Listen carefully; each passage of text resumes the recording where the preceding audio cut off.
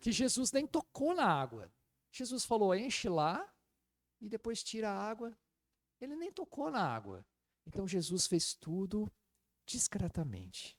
E aí depois que tudo estava cheio, depois que aqueles potes estavam cheios, aí ele fala assim, olha, para os servos, pega um copinho e leva lá para o mestre de cerimônia. E aí os servos foram lá. E eu pensei, poxa vida, né? Esses servos são muito obedientes. São muito obedientes, porque eles sabiam que aquilo ali era a água do poço. Eles sabiam que aquilo era a água do poço, né? Então eles estavam lá, tira e leva para o encarregado. E aí Jesus já chamou aquilo até de vinho. Olha, pega esse vinho e leva para o encarregado da festa. Ficou mais complicado para os servos, né? Porque eles nem puderam experimentar um pouco, né? Falei, deixa eu provar para ver se é vinho mesmo. Aí eu levo lá para o homem, né? Não, nem isso. Jesus falou, pega e leva para o encarregado da festa. Esses servos eram obedientes. Porque se fosse eu ia falar o quê?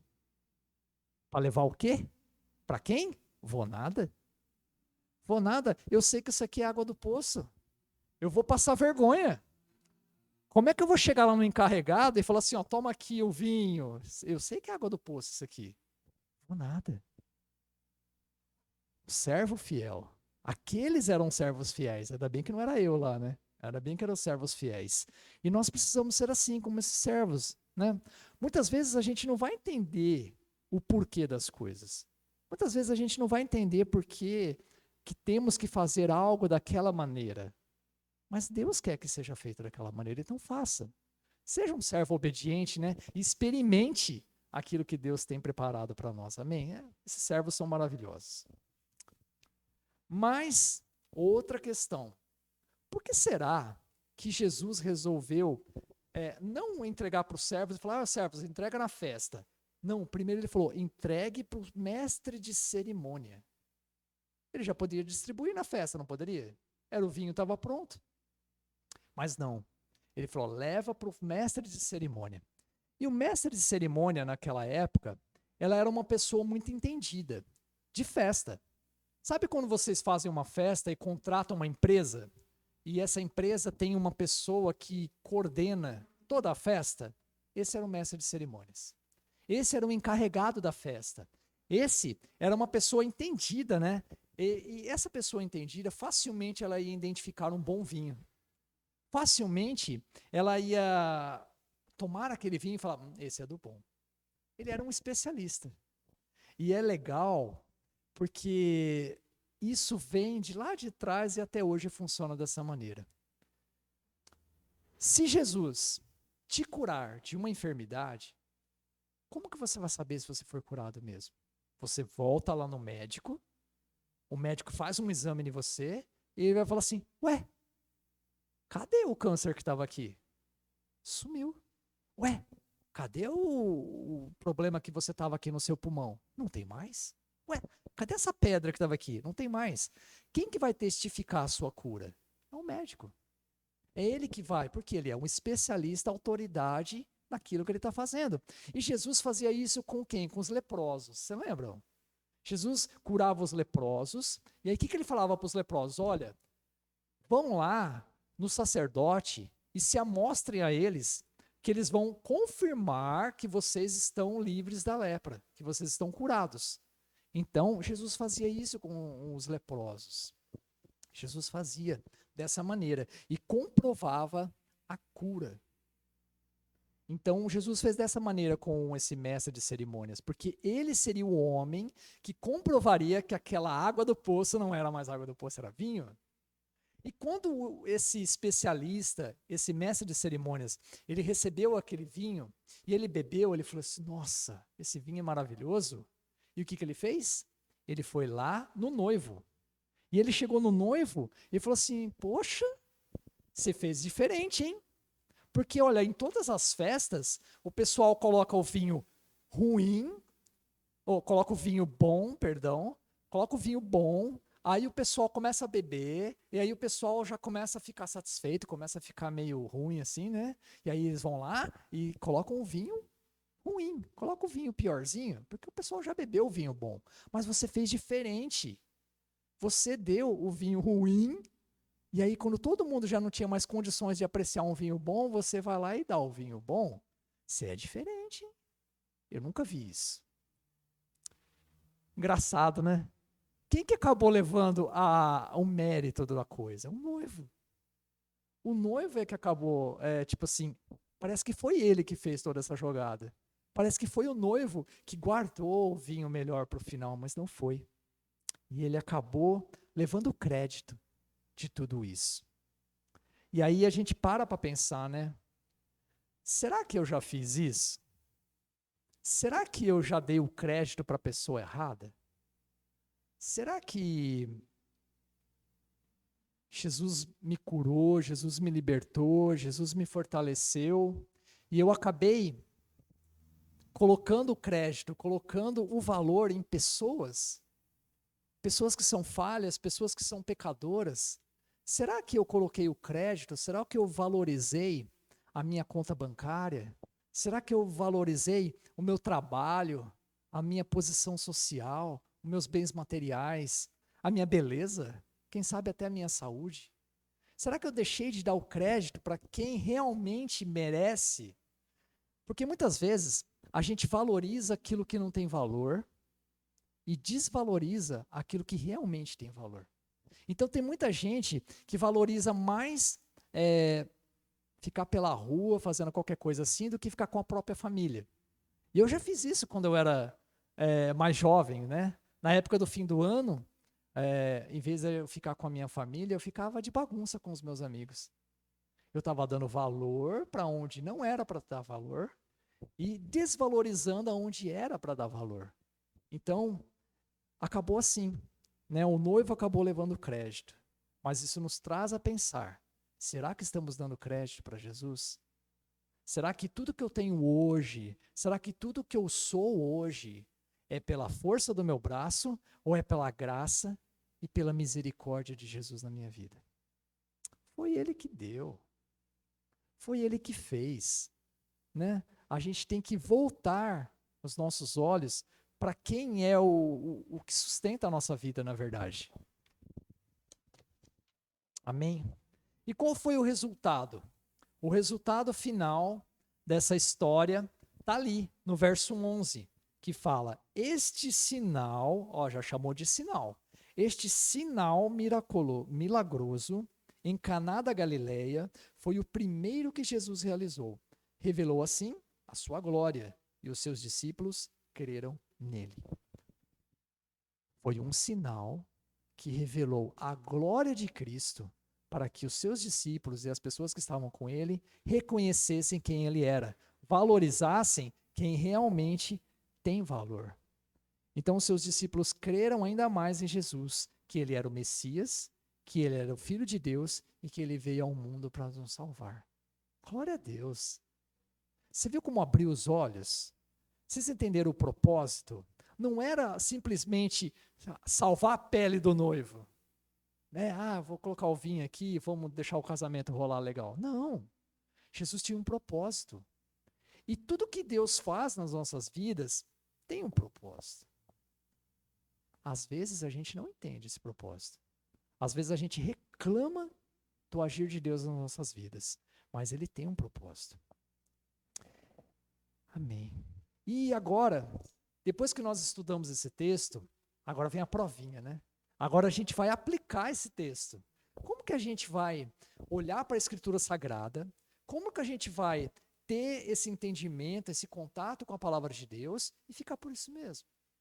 Como que a gente coloca a palavra de Deus na nossa vida? Como que a gente coloca ela em prática, no dia a dia, no nosso caminhada? Então, a perguntinha: o que nós podemos aprender com essa passagem?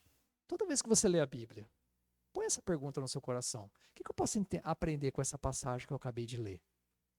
Como nós podemos aplicar esses princípios na nossa vida? E como essa passagem pode me ajudar a ser um cristão melhor? E aí eu separei alguns passos aqui. Eu não vou falar quantos são, para vocês não ficarem ansiosos. O primeiro passo Olhando para esse texto que nós acabamos de ler. O primeiro passo é que Jesus foi convidado. Esse foi o maior e melhor passo. Jesus foi convidado. Jesus estava presente porque ele foi convidado. E hoje, cada um de nós temos que ter a certeza de que Jesus foi convidado para habitar na nossa vida. Você tem certeza disso? Você tem certeza que Jesus habita em você? Para como é que Jesus entra dentro de mim? Através do Espírito Santo. Então, o Espírito Santo de Deus habita no nosso coração e o Espírito Santo de Deus é o próprio Deus. Então, Jesus habita em nós, através da presença do Espírito Santo.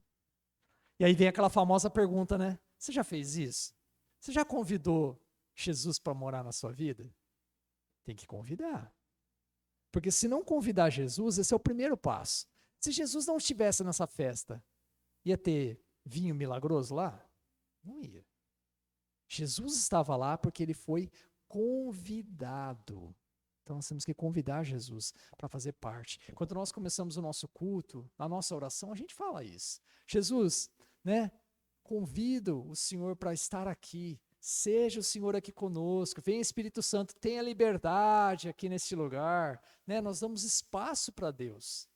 Esse é o papel do cristão.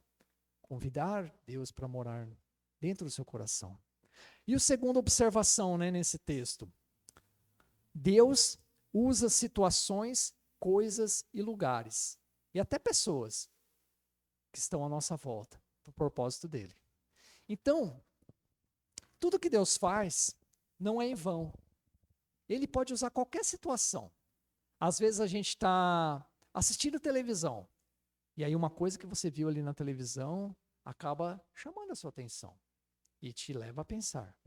Às vezes você está na rua e você vê uma situação. Hoje a gente viu uma situação na rua, né? Quase que o menininho ficou sem orelha na nossa frente lá. Que a mãe deu uma torcida legal na orelha dele. Aí a gente falou assim, nossa, chamou atenção. Chamou atenção. Faz tempo que eu não via um descolar de orelha assim, na minha frente. E aí chamou atenção. Às vezes a gente está no nosso trabalho e acontece uma situação assim meio desagradável. Nos chama a atenção. A pensar, a refletir em algumas coisas. Eu estava lá cortando o cabelo, né? E o pessoal começa aquelas conversas de salão. Eu pensei comigo, gente, está tudo errado. Então, situações à nossa volta acabam trazendo à nossa memória valores e princípios cristãos. E tem que ser assim. Porque se não for, tem alguma coisa errada. Tem que ser assim. E aí, se a gente olhar para o nosso texto, o casamento, né? Uma festa de casamento, nos chama a atenção, nos traz à memória a um casamento muito especial que a Bíblia fala. A Bíblia fala sobre um casamento onde o noivo é Jesus e a noiva é quem? A sua igreja. A noiva é a igreja, é o corpo de Cristo, somos nós. Então nós somos a noiva de Cristo.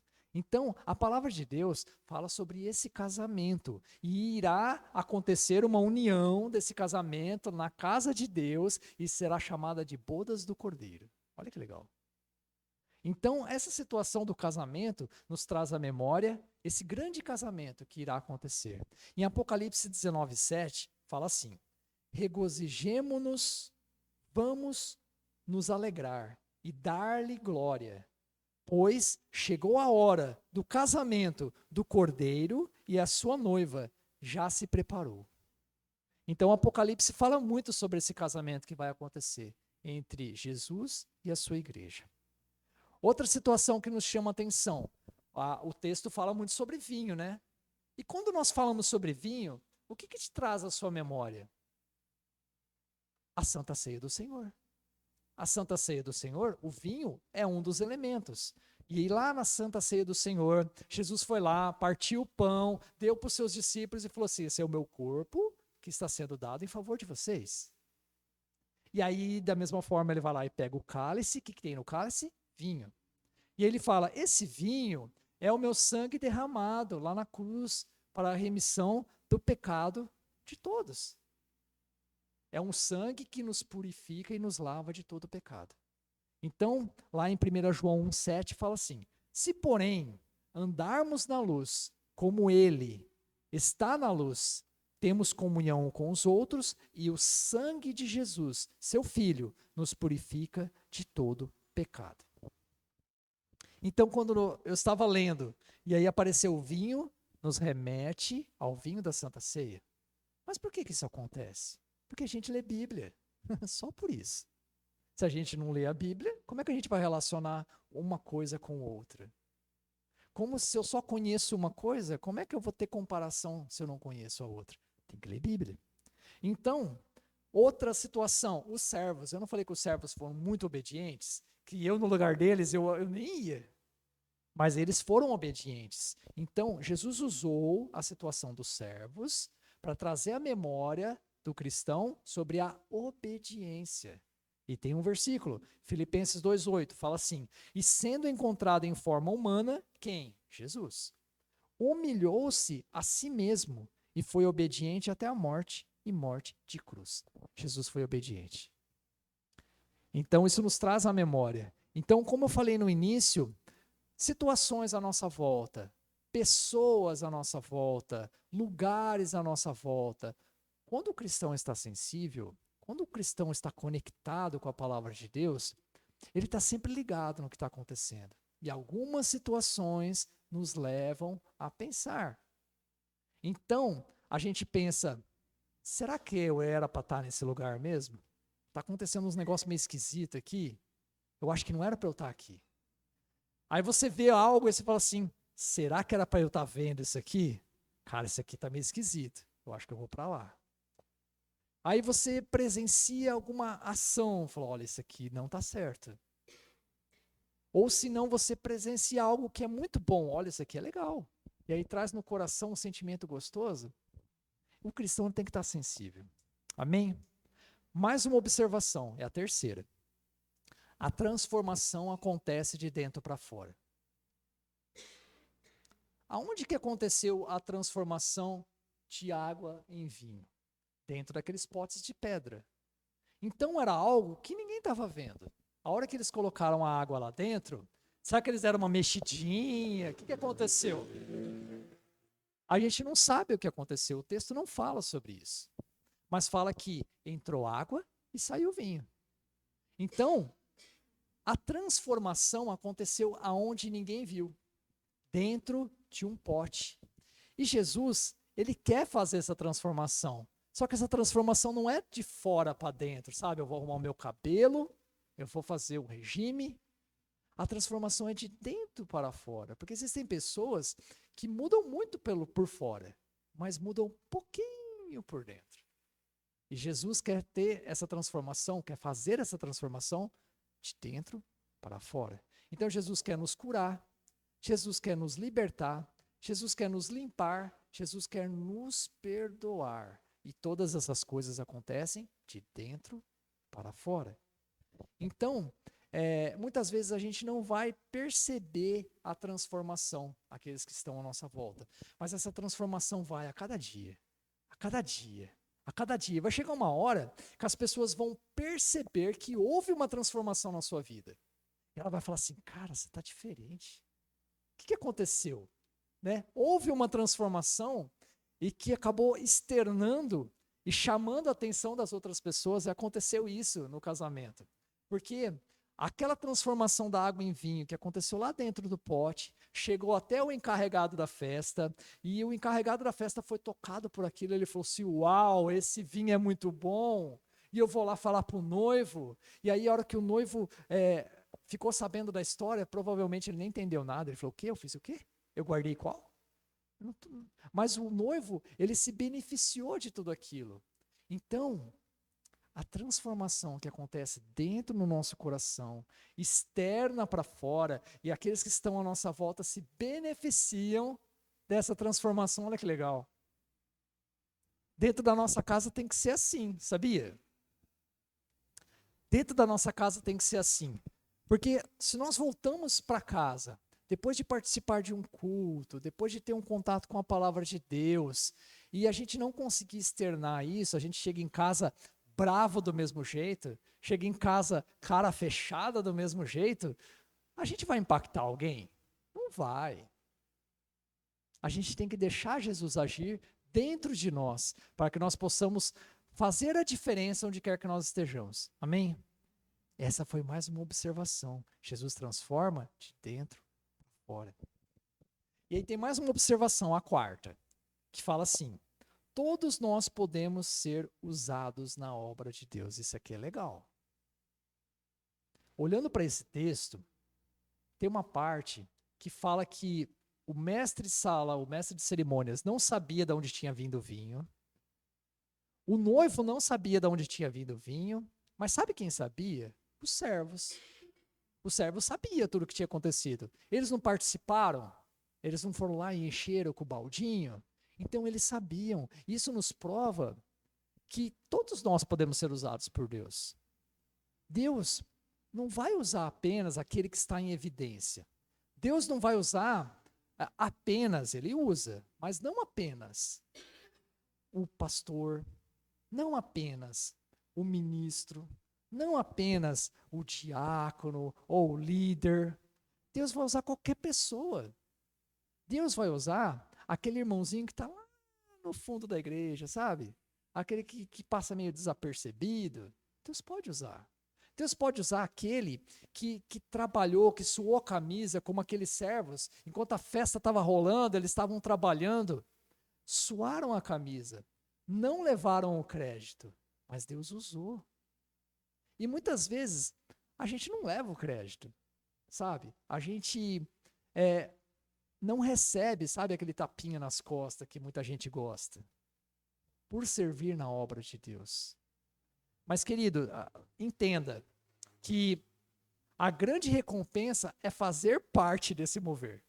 A grande recompensa é ter o prazer de ser usado por Deus. Então, se hoje você não tiver em destaque dentro da igreja, não importa a sua função, saiba que Deus pode te usar. Deus pode te usar da mesma forma que Ele usou aqueles servos. O que realmente importa para Deus, sabe o que é? Disposição.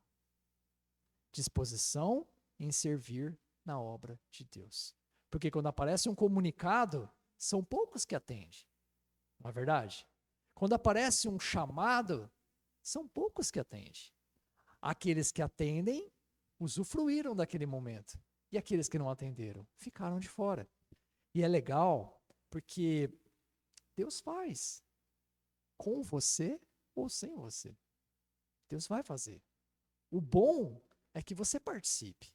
Por quê? Porque nós crescemos. Nós crescemos com Deus quanto mais nós trabalhamos na obra, quanto mais nós conhecemos a Ele. Então, esse desejo de crescimento depende muito da nossa disponibilidade para Deus. Amém? Aqueles servos, eles foram usados por Deus e nós também podemos ser usados. Todos nós somos importantes. Amém? E mais uma observação, essa é a última. É a quinta observação que eu consegui olhar aqui no texto, que fala que nós devemos aguardar e nos preparar para a hora certa. Esse é o mais difícil. Aguardar. Você quer ver a pessoa ficar doida, é falar, espera. O irmão endemoniado. Se falar, espera um pouquinho, por favor. Lá no meu serviço é assim. Lá no meu serviço é tudo para ontem. Então, se você mandar alguém esperar, a cara feia vem. Você pode ficar tranquilo disso. Mas, se o próprio Jesus esperou, Jesus falou assim, não é a minha hora, Maria. Fica tranquila, não é a minha hora. Se o próprio Jesus esperou, que é Deus, por que nós, os beleza, não pode esperar? Não pode, né? E não só a gente não quer esperar, mas a gente também quer que seja do nosso jeito. E o que acontece? Acontece aquela famosa palavrinha, né? Ansiedade. E aí a gente começa a ficar ansioso, a gente começa a querer fazer as coisas do nosso jeito, e a gente sabe qual que é o resultado. O resultado é antecipação. E aí nem sempre é da maneira que deveria ser. A gente acaba atropelando as situações e acaba sendo prejudicado pela nossa própria ansiedade. E é legal porque tem um versículo lá em Filipenses 4:6 que fala assim: não andem ansiosos por coisa alguma. Ah, eu já fiquei ansioso, só de falar. É difícil. Não andem ansiosos por coisa alguma, mas em tudo, pela oração e súplicas, em ação de graças, apresentem os seus pedidos a Deus.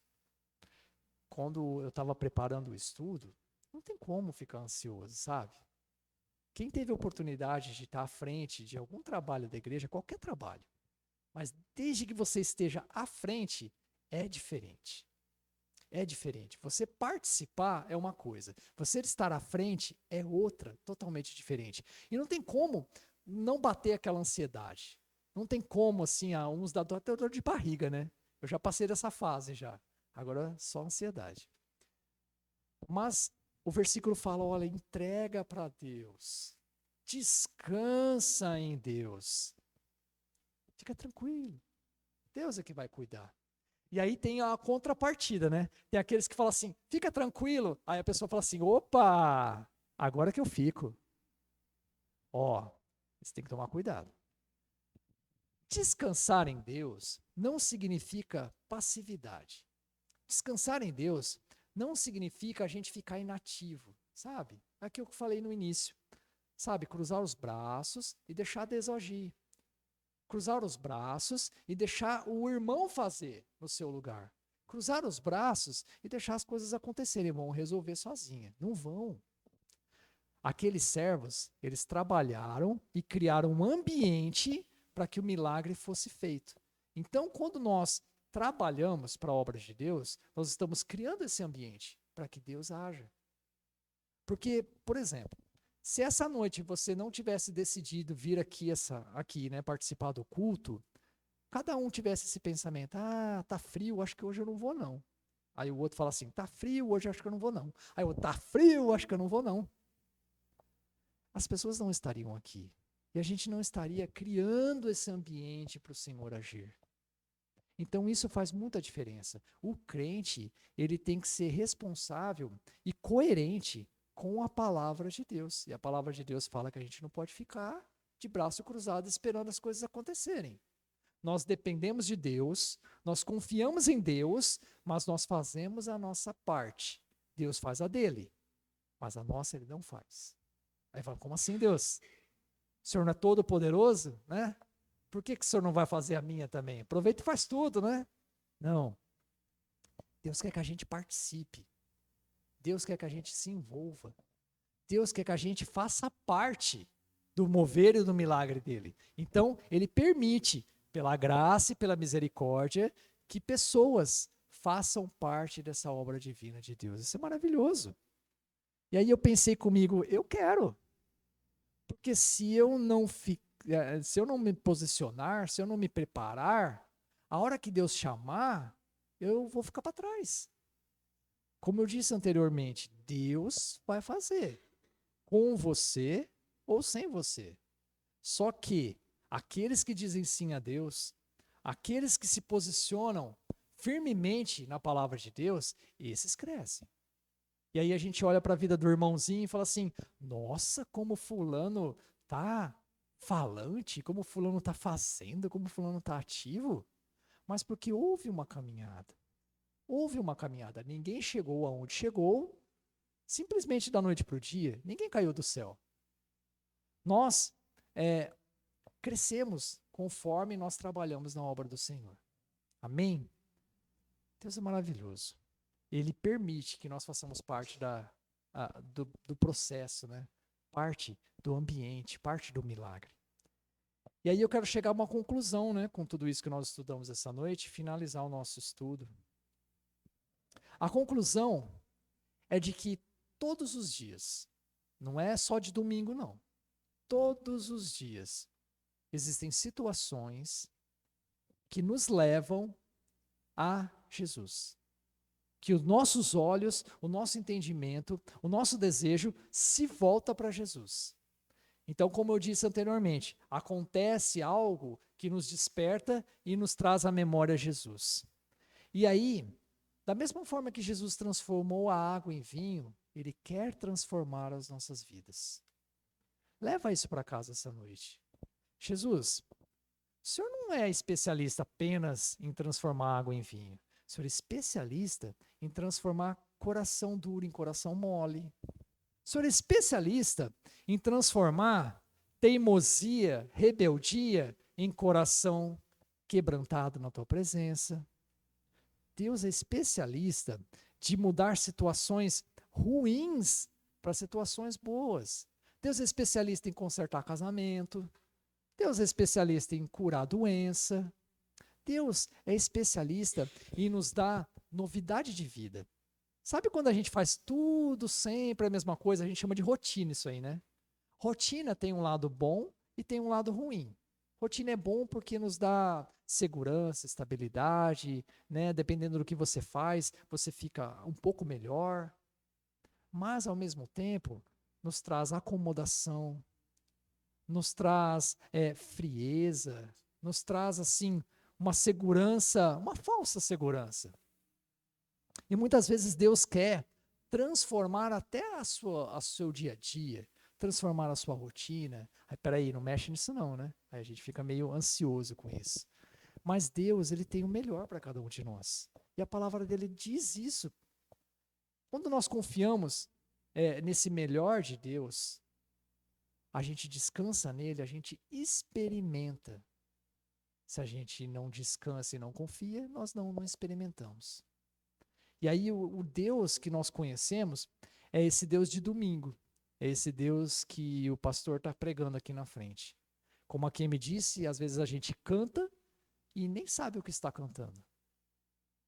Mas quando nós nos colocamos disponíveis a Deus e buscamos na palavra dele, e buscamos a ele em oração, a gente começa a conhecer Deus de uma forma diferente. Como os sinais. Os sinais mostravam um Jesus diferente para aquelas pessoas. E Jesus quer se mostrar diferente para cada um de nós.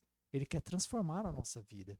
E o versículo que eu gosto muito, que eu sempre leio esse versículo, eu acho incrível. É Jeremias 29:11. Quem quiser abrir, acessar o celular é rapidinho. Jeremias 29, de 11 a 13. Jeremias 29, de 11 a 13. Esse versículo, deixa registrado em um lugar, porque eu tenho certeza que você vai ler ele e vai gostar e vai querer ler ele de novo, novamente, mais outras vezes. Ficou redundante, né? Jeremias 29, de 11 a 13. Diz assim: porque sou eu que conheço os planos que tenho para você. Olha, diz o Senhor. Deus tem planos para a gente.